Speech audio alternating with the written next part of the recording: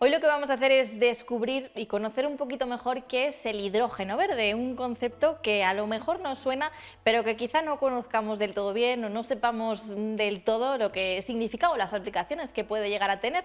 Y para descifrar lo que es esto del hidrógeno verde, hoy nos acompaña Chema Mulero, él es profesor de electricidad y electrónica. Chema, muy buenas tardes. Hola, buenas tardes. Oye, bienvenido a nuestra sección tecnológica. Vamos a empezar por el principio. ¿A qué nos referimos cuando hablamos de hidrógeno verde? El concepto de hidrógeno verde se refiere a la producción que tiene el hidrógeno. El hidrógeno se puede producir de diferentes maneras. De hecho, no sé si lo sabéis, pero alguna vez podéis escuchar que hay hidrógeno negro, hidrógeno rosa, y el hidrógeno verde en concreto es el tipo de producción que tiene. Verde significa que se produce con energía renovable. El negro, por ejemplo, se produce con carbón. El rosa se produce con gas natural. O sea Entonces, que hay varios tipos de hidrógeno, que esto ya es un apunte importante según la fuente, ¿no?, de la que proceda o a partir de la cual se obtenga. sí, de hecho, mira, lo tengo aquí delante y te digo que hay negro, marrón, gris, azul, turquesa, rosa, verde y amarillo. Unos 7, cuantos si colores, no he vamos. contado mal. 7 tipos de hidrógeno en total. Chema, vale, entonces, ahora que ya sabemos un poquito mejor lo que es, vamos a ir desgranando cuáles pueden ser sus aplicaciones, por qué es tan importante y por qué hablamos de él ahora mismo en el contexto pues, social y global que tenemos.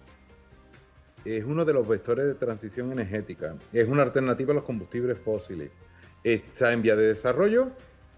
Todavía no se ha encontrado una tecnología, podríamos decir. Se empiezan a utilizar a pequeña escala, pero sí tiene un potencial bastante importante. ¿Por qué es tan importante, por ejemplo, para Soria el hidrógeno verde? Porque lo que hace para producir hidrógeno verde es utilizar las energías renovables, por ejemplo, la eólica, que es muy importante en Soria, y en aquellos momentos en que no hay un consumo de energía, por ejemplo, por la noche, utilizar esa energía que está produciendo los parques eólicos para producir hidrógeno verde. Ujú.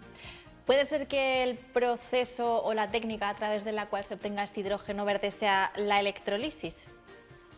Sí, está relacionado porque lo que vas a hacer es, por ejemplo, en el caso de hidrógeno que está en el agua, es separar el hidrógeno del agua. Ujú. Vale, y luego hay otro concepto que también quiero que nos aclares esta tarde, que es la pila de combustible. ¿A qué nos referimos cuando hablamos de esto? Muy bien, la pila de combustible es utilizar el hidrógeno que tú tienes almacenado, lo mezclas con oxígeno y lo que vas a hacer es conseguir energía eléctrica. Con esa energía eléctrica, ¿qué podemos hacer, por ejemplo? Que un coche se mueva. Lo podemos utilizar los trenes que están en vía de desarrollo, que de hecho hay un tramo de entre Soria y otra estación que lo han estado probando y que tiene un potencial bastante interesante. Y de hecho, lo que tú produces cuando tú unes esos dos factores es vapor de agua, es el residuo que estás generando, que como tal no es un residuo porque no contamina. Ujú. O sea que evidentemente el único residuo, como decías, es el vapor de agua. ¿Esto, aplicaciones a medio o largo plazo, a qué nos lleva a pensar o en qué podemos pensar?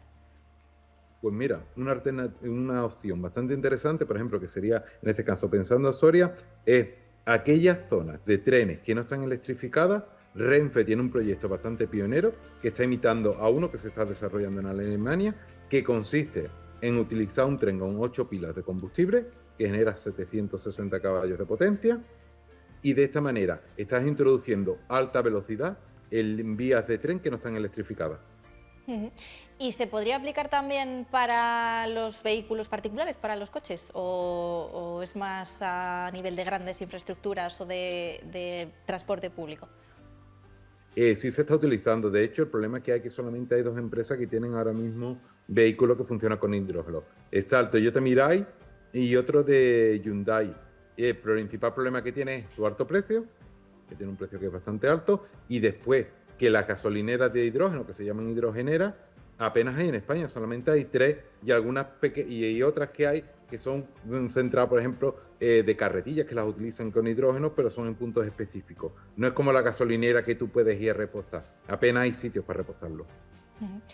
Ya hemos comentado que el hidrógeno verde apenas tiene impacto, que el único, que el único residuo que genera es ese vapor de agua, pero a nivel de las infraestructuras que son necesarias para producirlo, ¿Cuál sería el impacto? ¿Sería un impacto grande? ¿Sería algo relativamente fácil con lo que ya tenemos construido o con los mecanismos o tecnologías que tenemos desarrollados? ¿Cómo sería, Chema?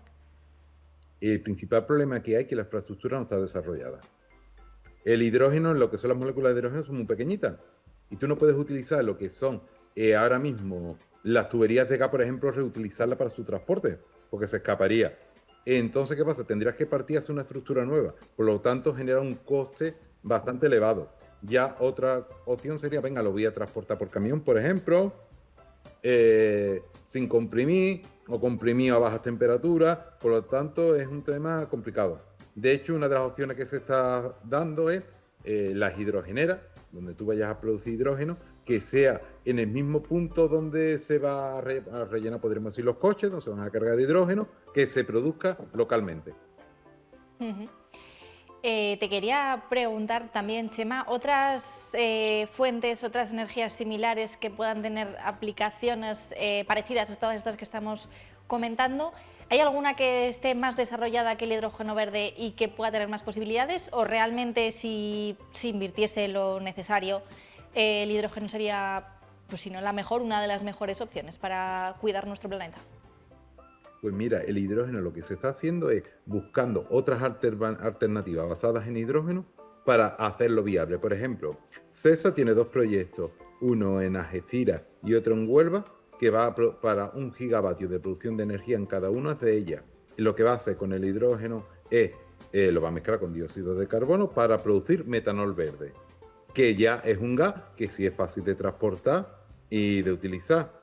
Otro proyecto que están utilizando a partir de hidrógeno es conseguir amoníaco, y hay un proyecto en el norte de Europa, es un barco que se llama Viking, es un proyecto que a partir de ese nitrógeno es utilizar el nitrógeno como combustible para el barco.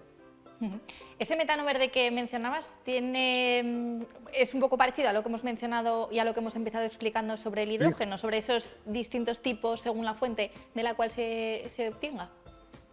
Sería utilizando el hidrógeno verde que se ha producido y mezclándolo con dióxido de carbono.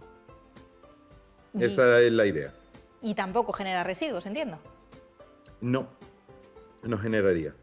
En este caso, bueno, el metano sí contamina cuando se produce, pero está el concepto de como tú has producido el hidrógeno limpio, pues entonces consideran que no es contaminante.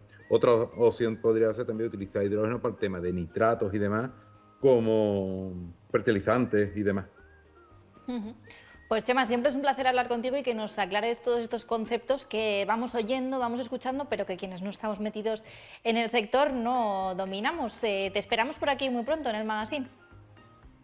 Venga, perfecto, muchas gracias, es un placer participar siempre. Muchísimas gracias, buen fin de semana. Ve.